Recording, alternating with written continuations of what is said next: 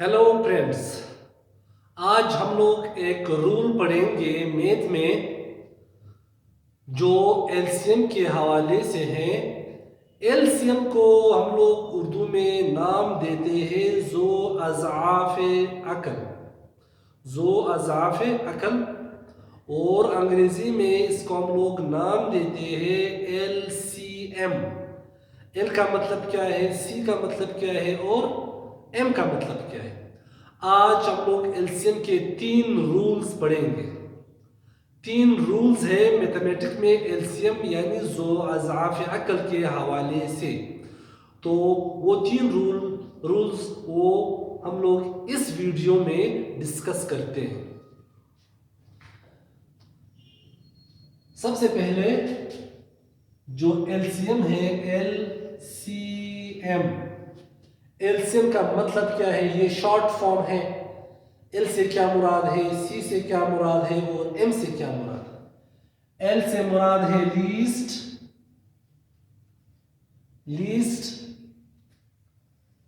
सी से मुराद है common, M से मुराद है multiple. LCM least common multiple, ये चूंकि एक एब्रिविएशन है तो एल से मुराद है लीस्ट, सी से मुराद है कॉमन, एम से मुराद है मल्टीपल। तो इस लीस्ट कॉमन मल्टीपल को हम लोग उर्दू में नाम देते हैं जो अज़ाफ़े अकल। अच्छा, अभी हम लोग वो 3 रूल्स जो है वो सीखेंगे कि वो 3 रूल्स कौन कौन से हैं। अगर वो 3 रूल्स हम लोग सीखें तो जितने भी सवालात हैं एलसीएम के हवाले से या जो अज़ाफ़े अकल के हवाले से वो हम लोग सारे सीख सकते हैं। सिर्फ और सिर्फ शर्त ये है कि हम लोग वो 3 रूल्स जो है वो समझ जाए। तो पहला रूल है रूल नंबर 1 ये है, मेरे पास 2 फ्रैक्शंस हैं, 2/5, 3/5 या 3/5। एक और फ्रैक्शन है 4/5। ये 3 फ्रैक्शंस हैं। 3 फ्रैक्शन भी आ सकते हैं, 2 फ्रैक्शंस भी आ सकते हैं एलसीएम मालूम करने के लिए। तो मैंने यहां पर 3 फ्रैक्शंस लिए, 3 कसर लिए, कसर नंबर 1, कसर नंबर 2, कसर नंबर 3। ये 3 कसर जो है अभी इन तीनों के दरमियान हम लोग एलसीएम जो है वो फाइंड आउट करते हैं। तो ये एलसीएम का पहला रूल है।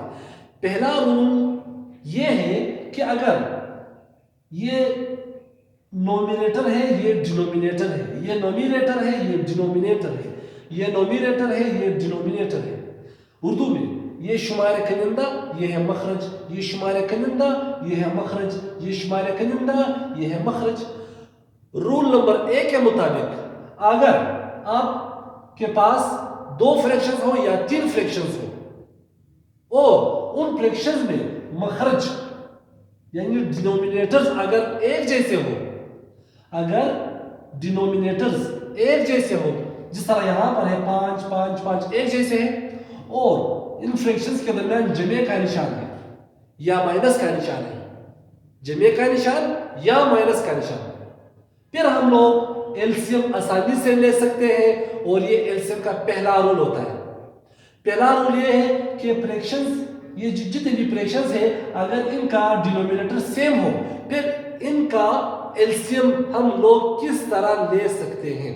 फिर इसका एलसीएम इस तरह होगा, ये सारे सेम है, एक जैसे है, नीचे वाला 5 5 5, तो हम लोग 1 5 मुश्तरक लेंगे, 1 5 हम लोग कॉमन लेंगे।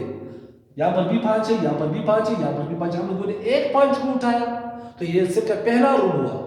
अभी हम लोगों ने इन 3 5 में से 1 5 को कॉमन लिया, मुश्तरक लिया, ऊपर क्या रहा बचा 2 यहां पर लिखो जमा, अगर यहां पर जमा है तो जमा लिखो, अगर यहां पर मंफी है तो मंफी लिखो।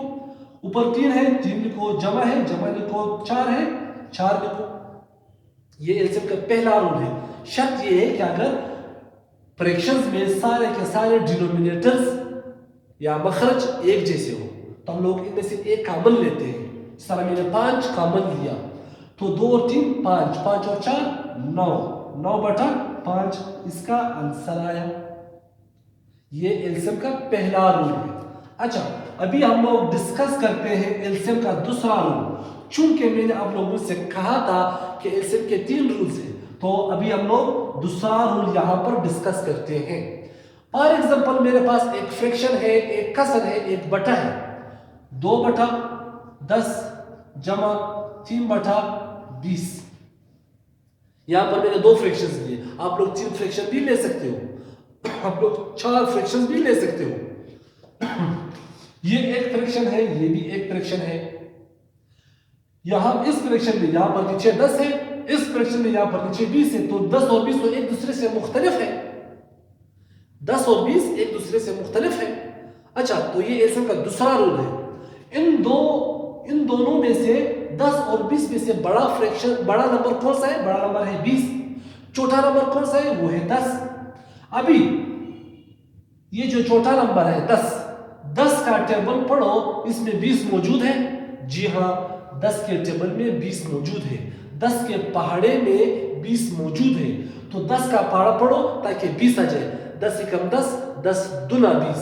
अच्छा, 10 का टेबल आप लोगों ने पढ़ा, उसमें 20 जो 20 है यानी बड़ा नंबर मौजूद था।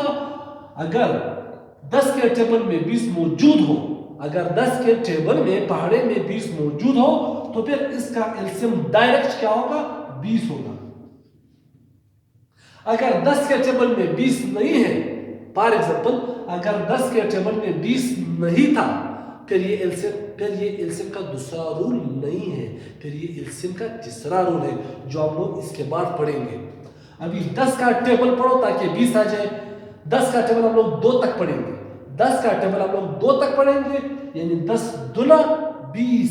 उसी 2 को मल्टीप्लाई करो इस 2 के साथ, 2 दूनी 4 जमा। अभी 20 का टेबल पढ़ो, 20 का पहाड़ा पढ़ो ताकि 20 आ जाए। 20 का टेबल हम लोग 1 तक पढ़ेंगे। 20 एकम 20, 1 तक हम लोगों ने पढ़ा। उसी 1 को मल्टीप्लाई करो 3 के साथ, 3 एकम 3, तो 4 और 3 को जमा करो 7/20। ये एलसीएम का दूसरा रूल हुआ। अच्छा, अभी एलसीएम का तीसरा रूल हम लोग पढ़ेंगे। एलसीएम का तीसरा रूल है, फॉर एग्जांपल मेरे पास 2 फ्रैक्शंस है, 1/3 जमा 4/7। अभी इन 2 फ्रैक्शंस में से जो डिनोमिनेटर है, जो मखरज है, एक 3 है, एक 7 है। 3 छोटा है, 7 बड़ा है। अभी जो छोटा है यानी 3 का पहाड़ा पढ़ो, इसमें 7 मौजूद है। 3 का पहाड़ा अगर हम लोग पढ़ेंगे तो इसमें 7 मौजूद नहीं है, यानी 3 एकम 3, 3 दूनी 6, 3 तिया 9, 7 नहीं आया, यानी 3 के पहाड़े में 7 मौजूद नहीं है। तो हम लोग फिर इसका डायरेक्ट एलसीएम क्या लेंगे? डायरेक्ट जोजा कर क्या लेंगे? इन दोनों को मल्टीप्लाई करो, 3 सते 21 इसका एलसीएम होगा। 21 इन दोनों का जो अज़ाफ़े अकल होगा। चूंकि 3 के टेबल में 7 मौजूद नहीं था। अगर 3 के टेबल में 7 मौजूद हो तो फिर ये एलसीएम का तीसरा रूल नहीं हुआ, ये तो एलसीएम का दूसरा रूल है। लेकिन यहाँ पर 3 छोटा है, 7 बड़ा है। 3 जो छोटा है इसका टेबल हम लोग पढ़ते हैं। अगर 3 के टेबल में 7 मौजूद है, फिर हम लोग मौजूद हो तो फिर ये तो एलसीएम का दूसरा रूल हुआ। अगर 3 के टेबल में 7 मौजूद नहीं था तो फिर हम लोग इन दोनों को डायरेक्ट मल्टीप्लाई करते हैं, आंसर आएगा 21। 21 जो है वो जोजा ब्रैकेट है, एलसीएम है। अभी 3 का टेबल पढ़ो ताकि 21 आ जाए। 3 का टेबल हम लोग 7 तक पढ़ेंगे। 3 सते 21, 7 उसी 7 को मल्टीप्लाई करो 1 के साथ, 7 एकम 7 जमा है, जमा लिखो। अगर मनफी होता तो फिर हम लोग मनफी लिखते। अभी 7 का पहाड़ा पढ़ो ताकि 21 आ जाए। 7 का टेबल पढ़ो ताकि 21 आ जाए। 7 का टेबल हम लोग 3 तक पढ़ेंगे। 7 तिया 21, 7 तिया 21, 3 आया, 3 को हम लोग मल्टीप्लाई करते हैं 4 के साथ, 3 चौके 12, 12 और 7 को जमा करो, आंसर आएगा 19/21। तो ये थे 3 रूल्स एलसीएम के हवाले से, जोजा ब्रैकेट के हवाले से। मुझे उम्मीद है आप लोग सीख चुके होंगे, लिहाजा आप लोगों से प्रैक्टिस की जरूरत है। जितना प्रैक्टिस आप लोग करोगे उतना ही आप लोग इन सवालों पर अबूर हासिल कर सकते हैं। शुक्रिया।